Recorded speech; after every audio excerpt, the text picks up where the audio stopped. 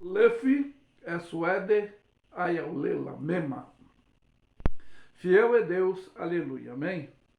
Bom, hoje eu quero falar sobre a decepcionalidade emotiva que, biblicamente, alguns tiveram, mas outros obteram sucesso. E como psicanalista, teólogo e infectologista espiritual, eu quero abordar 5 passos dessa abordagem biblicamente que eu vou exposicionar. Primeiro passo, sempre que acontece, é por falta de nós fazermos planejamentos objetivos, que é o nosso dever da consultoria, que faz parte dos cálculos determinativos da nossa execução. E é para isso que devemos fazer os cálculos preventivos, determinativos, não tomar essa atitude irracionalizada. Por quê? É não deixar o segundo passo, a emoção ansiosa, descontrolada, dominar a razão, para não haver justamente essa decepcionalidade que acontece com muitos. Como posso afirmar que o terceiro passo, saiba onde ir, com quem tomar conselho, que tenha orientação positiva, para não termos atitude, eu posso continuar dizendo, irracionalizadamente, que é o que deste nosso decepcionamento é irracionalizado, que é o que faz parte desse decepcionamento emotivo irracional, conforme eu estou abordando. E esse quarto ponto é o descontrole que tem a ganância, motivada pela nossa arrogância, pela nossa cobiça, de não respeitar regra, ética, para a prática positiva, né? Como 5 passos, para você entender a decepção. Eu sempre falo que é um grande estabilizador emocional nesse campo do comportamento irracionalizado. Como é isso, pastor? Porque o sábio, ele aprende com o erro dos outros e o inteligente com os próprios erros. Eu posso dar um exemplo, porque ele passa a respeitar as regras éticas na prática, como fez o filho pródigo. Eu sempre estou fazendo essa comparação teológica, psicológica, que o filho pródigo, ele em sua emoção obteve a decepção, e é aí que, para ele tomar a decisão, ele teve que passar por esse estado emocional, tomou atitude irracionalizada, né? E teve a decepção para tomar a decisão. Mas para você entender melhor, dentro desse lado positivo e negativo, é o aprendizado que esse grande professor, que é a vida, nos ensina. E eu posso dizer também, dentro dessa situação, como aconteceu com a viúva, e o falecimento do seu marido, ela também poderia perder os seus filhos, e foi ao local certo e obteve o aconselhamento positivo.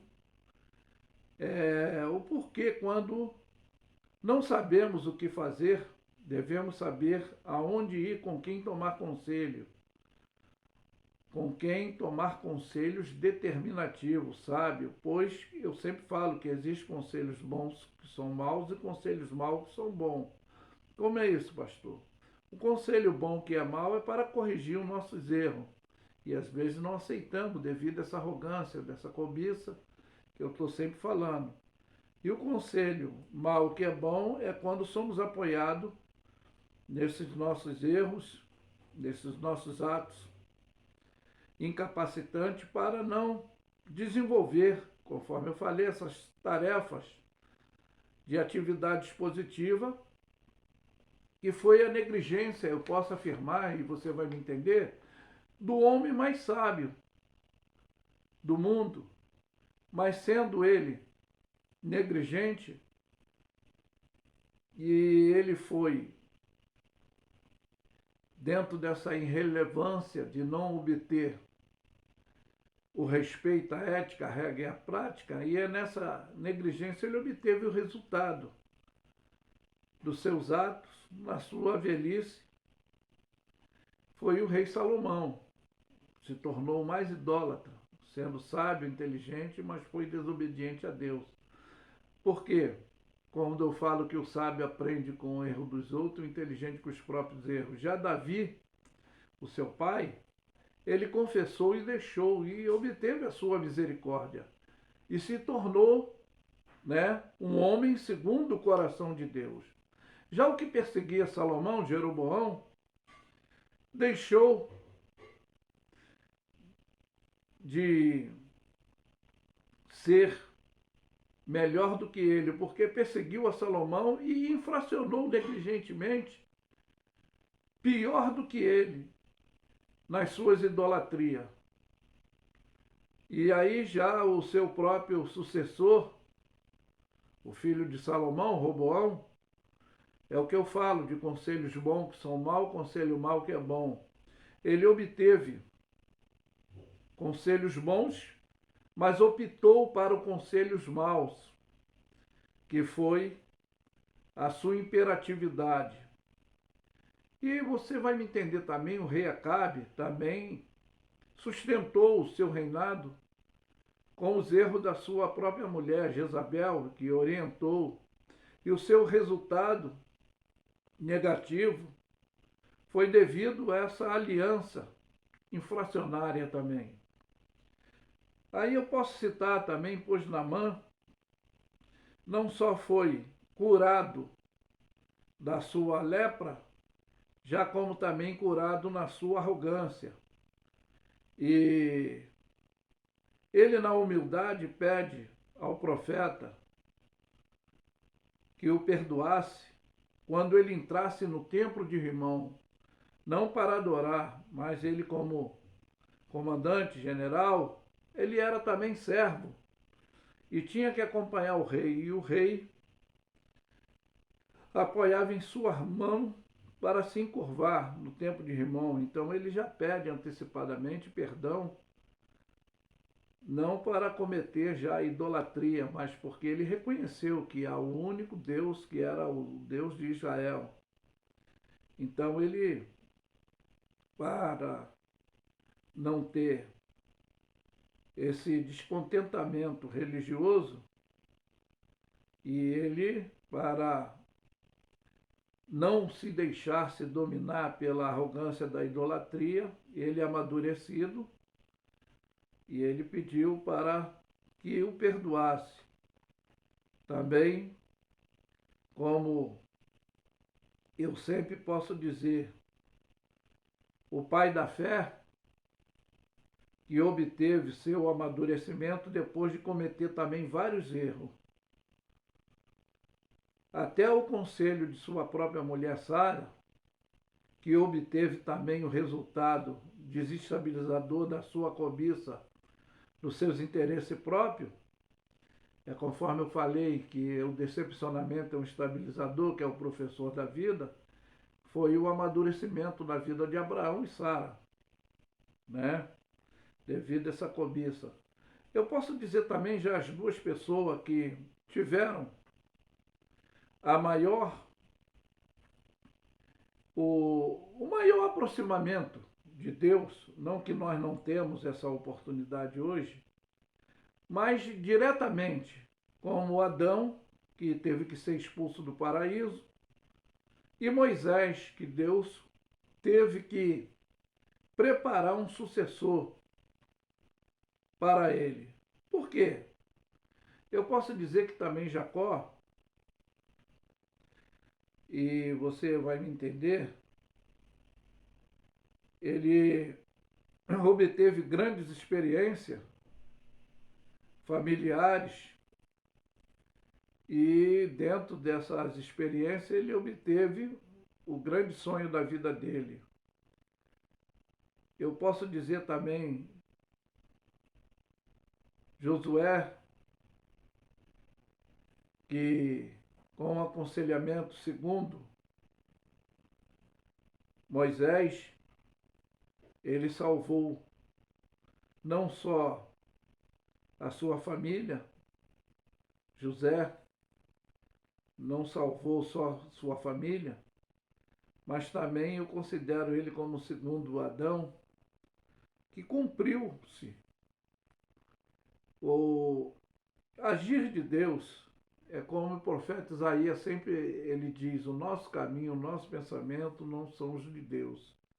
Deus ele não vai nos falar antes de estarmos amadurecidos psicologicamente, o que vai nos acontecer, o que devemos obter para se estabilizar. Então, o nosso amadurecimento vem devido dentro dessas tarefas que nós obteremos as experiências boas e ruins, como José teve, e se cumpriu o desígnio de Deus. Ele pôde ver até a sua terceira geração antes de morrer.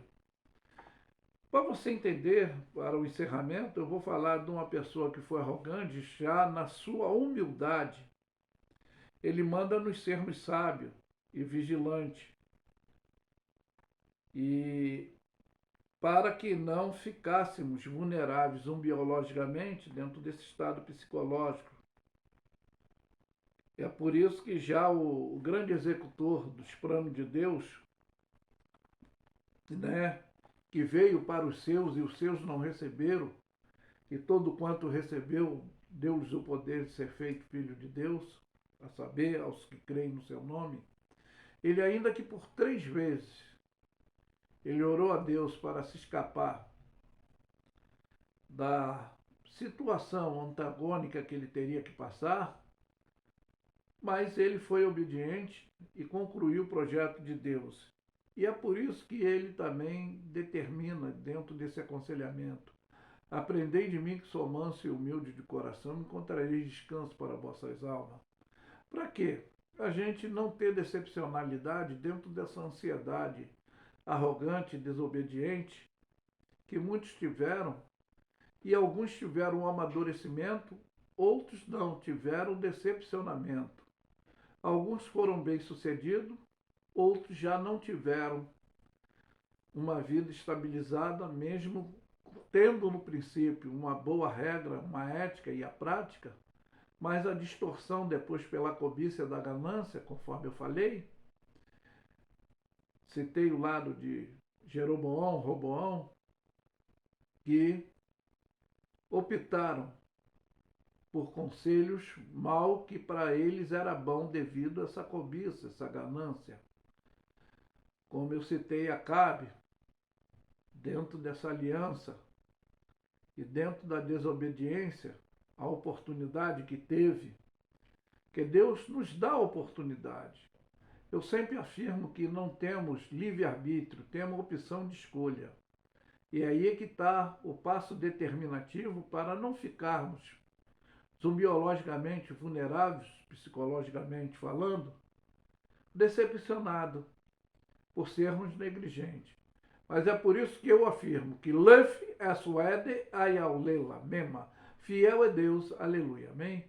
Que fica essa mensagem expressiva para não tomarmos decisões emotivas sem planejamento intelectual e espiritual, conforme se refere Jesus nos dando um ensinamento de procedimento de casa da rocha e casa da areia. Aquele que for edificar uma torre faz cálculo preventivo antes. É por isso que ele ensinou a regra do comportamento psicológico. Ser tardio no falar, rápido no pensar. É essa simplicidade de ser como a pomba e prudente como a serpente.